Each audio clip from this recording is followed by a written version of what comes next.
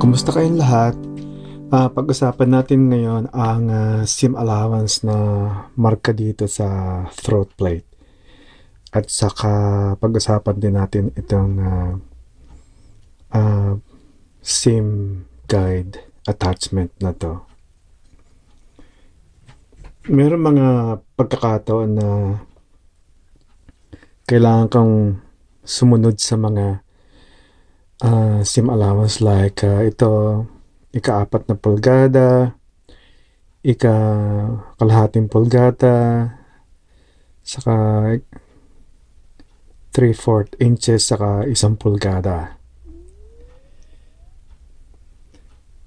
Ngayon, itong throat plate na to ay mapupunan mo na imperial ang mga marka niya, meaning pulgada siya or inches. Pero merong mga throat plates na ang mga marka ay metric. So, pwede mong gamitin itong mga markang to para makagawa ka ng maganda hanggang sa perfectong mga tahi. At pwede mong i-kombinasyon dito sa SIM guide na to.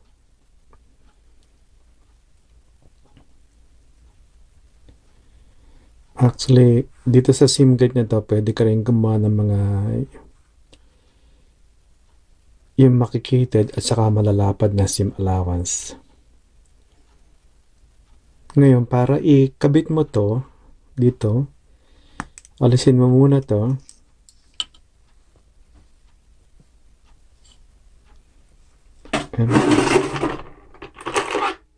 At saka mo siya luwagan itong screw. Pero sapat lang para maikabit mo.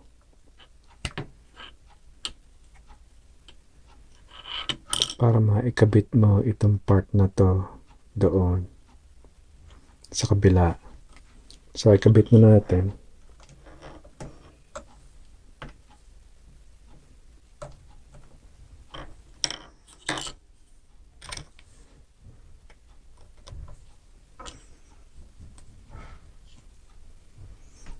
So, kinabit natin sa presser foot bar. Saka, higpitan. And siguruhin lang na hindi siya kikilos.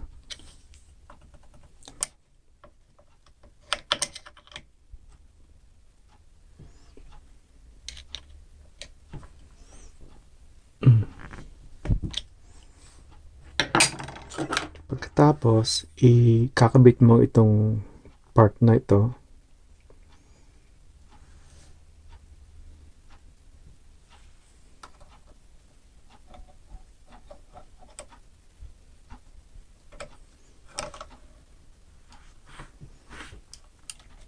Tapos hihigpitan mo siya.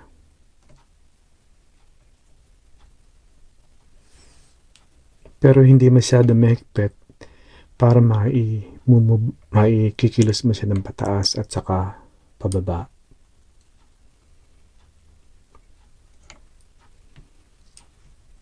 Ngayon, manahi tayo.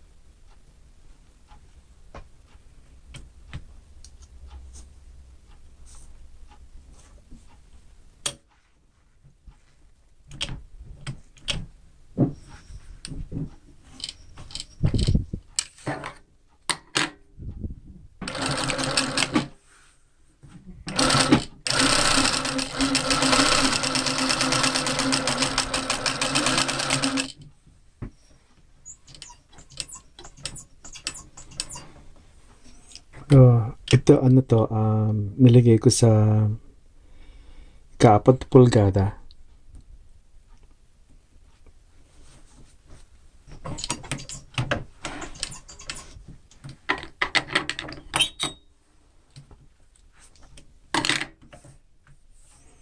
Ngayon gawa tayo ng mas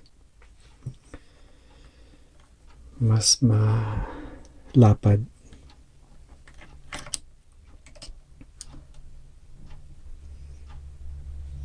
Ilagay natin sa 1 pulgada.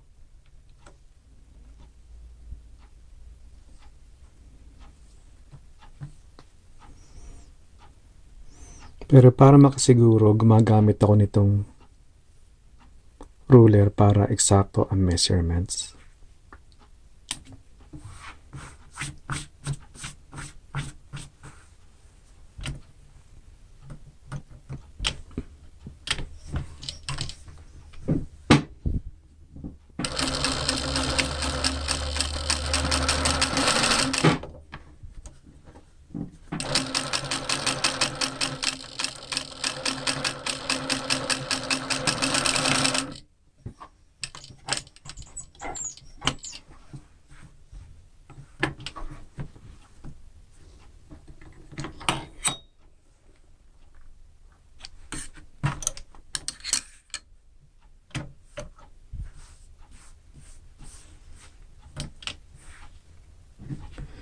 Ngayon, pwede mo rin siyang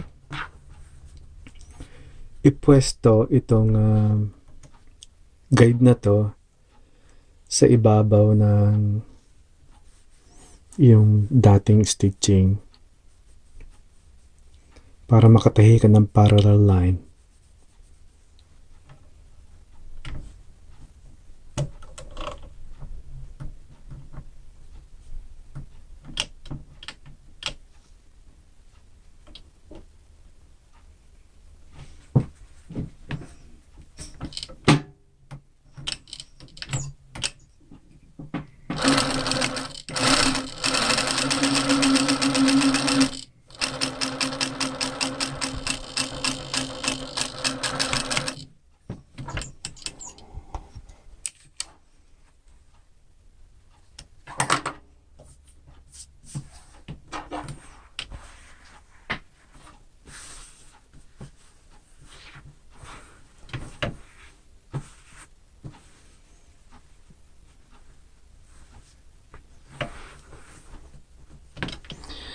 Itong seam guide na to ay ang version niya is double version. So pwede kang gumamit ng dalawa at the same time. So marami kang magagawa kung mga doble siya.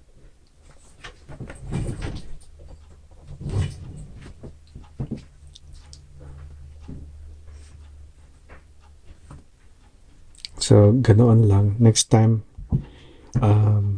gagawa tayo ng mas maraming tahi.